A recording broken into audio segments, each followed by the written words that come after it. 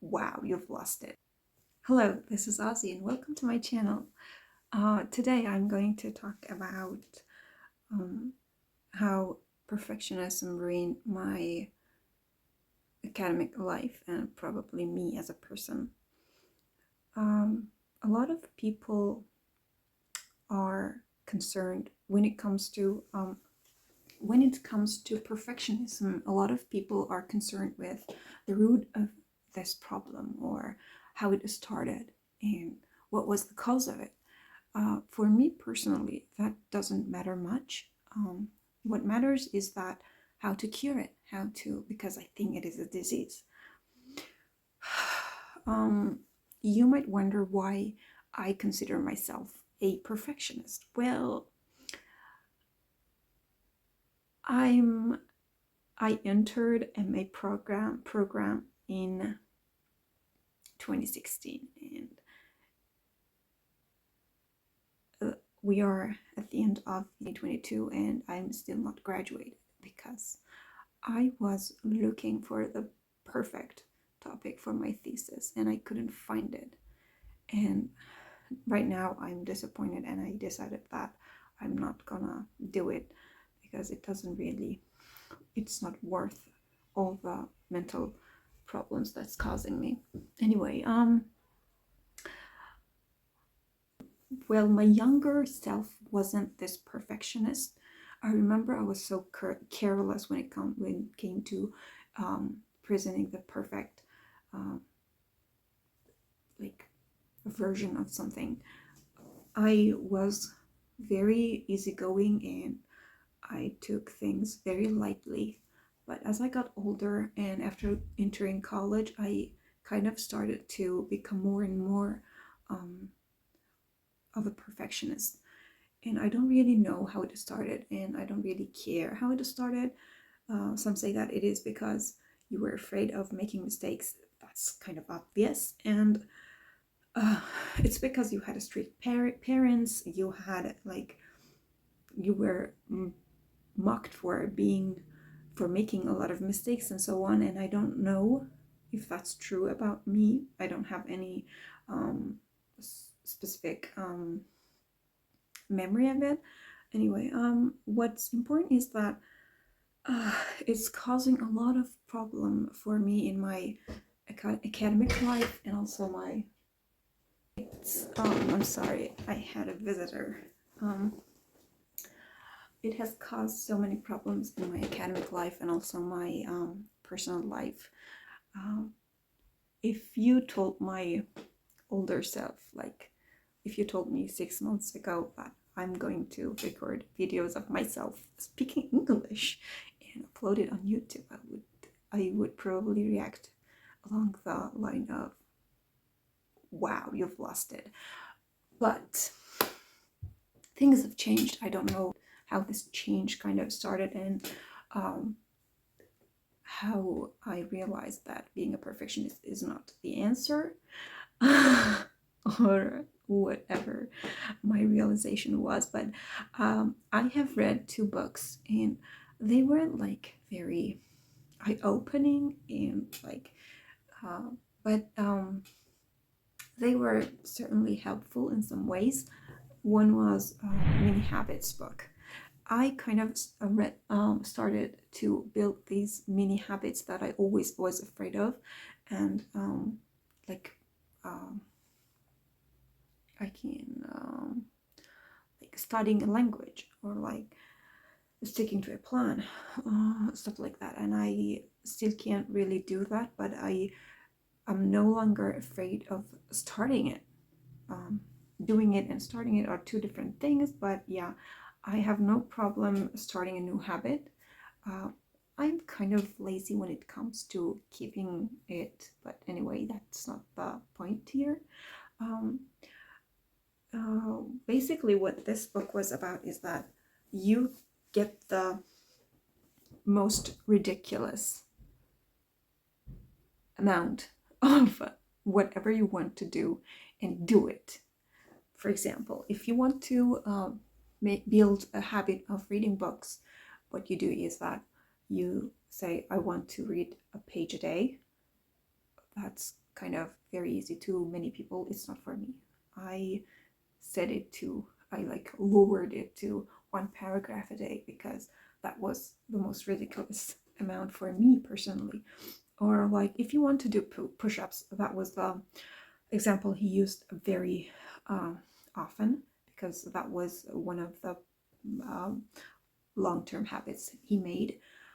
I don't remember the name of the author. I will mention him somewhere here, I think. You do 1 push-up a day. What's important here is that you just start this action. Some days you only end up doing 1 push-up. Sometimes you might do 10, or on some days you might even do 100.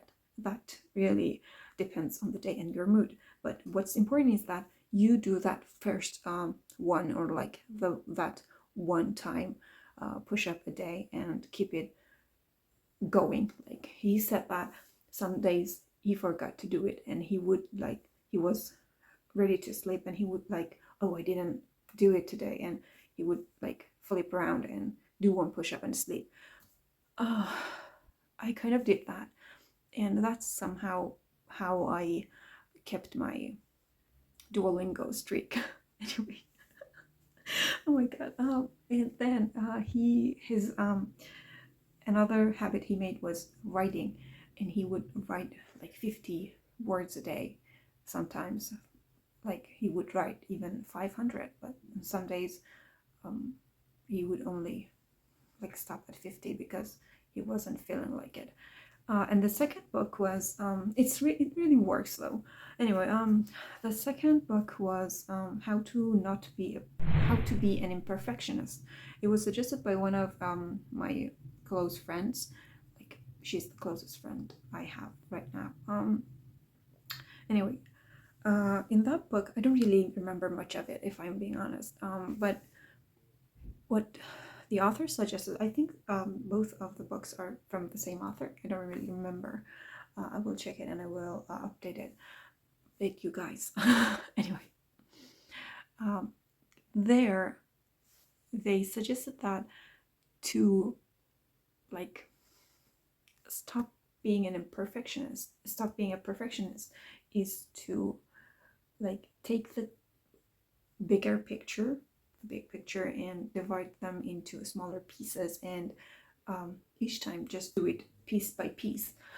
It's like if you are, I don't know, for some reason the author was so concerned about talking to girls. Anyway, he said that for him it was very hard to come up to a girl and say hi. So what he did was he decided to just like, I want to use a word, but I don't really remember. I feel it, but I can't remember it. It's so stupid. Anyway, he would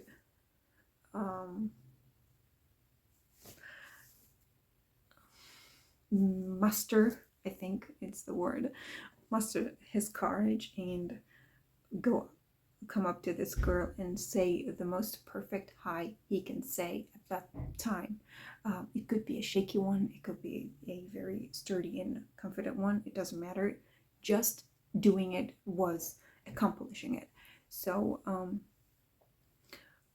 he made a few other examples that I don't really remember, but I kind of took that and I did it, hence this whole channel.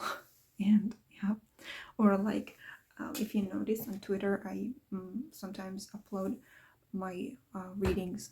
Like I take a piece and read it in Korean, and they are by no means perfect, but I think at the time they are the most perfect version I can come up with. So yeah, this channel also started like that, and also some medication did also help. Anyway,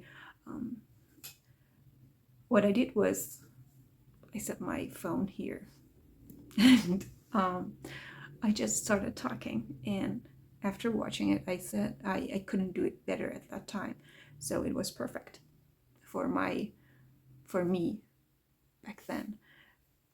So I uploaded it, and you might, I know for a fact that you know it is not perfect at all, but it is the most perfect thing I can do each time.